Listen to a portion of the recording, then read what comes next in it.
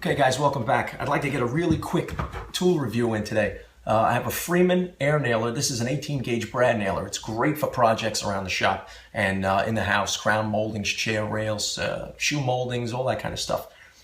This is the Freeman tool company. They make a lot of air nailers. This is it goes up to from 2 inches all the way down to 3/8 inch brads. So you have a good variety of brad size you can use.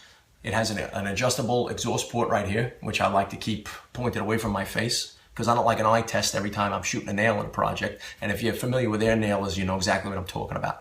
The model here is PBR50Q. I just got my hands on them. I'm not too familiar with Freeman air nailers. I've heard about them. This is the first one I've owned. I bought this one and a pin nailer, a 23 gauge pin nailer. I haven't tried that yet, but I have tried this one. So I figured I would give it a quick review. What I like about it is pretty much cast. It's all steel and has a nice aluminum spring-loaded cavity for the brad nails, so staples, pins, whatever you want to call them, and very easy to use. Here's your compressor fitting for your air hose. What I do like is that it does hold a lot of nails, and it does operate under pretty low compressor settings. I have this one. It says that it operates anywhere between 60 and 100 psi. I found 80 to be the sweet spot, and very minimal adjusting on the thumb wheel here. Now this thumb wheel right here, it will make, if you loosen it counterclockwise, that will give you less depth into the wood when you shoot the brad. If you turn it clockwise, you will drive it further into the wood. Now you want it to be just a little recessed past the wood because you don't want the nail protruding out, because then you won't be able to cover it up. You want it to be just about a 1/16 or 1/8 of an inch below the surface. This way you can fill it with wood, or if you're going to stain, you won't even see the hole. That's the good thing about brad nails. So like I said, it goes from 3/8 inch brads all the way up to 2 inch, 3/8 and 1/2 inch. They're really good sizes for you to shoot on small pieces, because if you're working with, say, 2/4 inch pieces of plywood or MDF or anything like that, and you need a smaller brad, that you're going to be using those size brads, and they're going to be perfect for the project. Some things that don't require screws.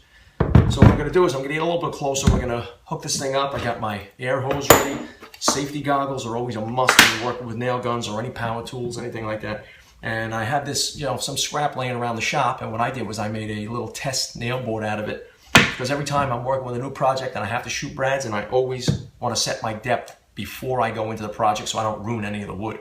All right, so I'm going to get you a little closer, and we're going to set this thing up. I have it running at 80 psi on my, I got the Porter cable compressor back there, pancake. So that's all ready to go. So let's get a close up and shoot some nails. All right, guys, so here we go. The safety goggles on. You can't see that because I'm not in the frame. And I'm going to connect the air hose. All right, now we're powered up. This gun's live, all right? So you got to be careful when you're operating. If ever you get a jam, you can go right up here and clear the jam, but always disconnect your air supply to the gun. You don't want any, any mishaps over there. You can really shoot one of these into your finger and get hurt. So here's my scrap piece. I have a piece of 3/4 inch pine going on to 3/4 inch plywood. Most of the time when I'm building things, those are the sizes that I use. So now what I want to do is I want to shoot a nail in there, and I want to have it recessed below the surface. Okay, so what I'm going to do is I'm going to shoot a nail in there, and then I'm going to show you, the holding power, and I'm going to bring it up close to the camera so you can see how recessed it is. All right, and if we don't like it, we can adjust it, and we can, make it higher or lower. So now I'm operating at 80 psi. Okay, shot the first one in. All right, so now I'm going to give you a close-up. I just shot this one right here, okay? So we're going to shoot another one in. What I'm going to do is I'm going to raise it up a little bit.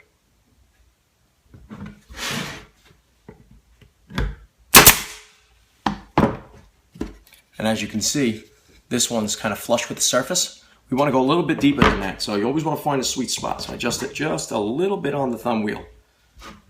Shoot one more.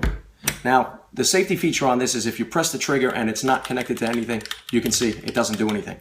You need this to contact the surface and push in. That's your little safety guide. It has these nice little rubber bumpers on it. So you're going to just press down into the wood and shoot the nail. All right? There you go, guys. That's it. Freeman air nailer, 18 gauge brad nail.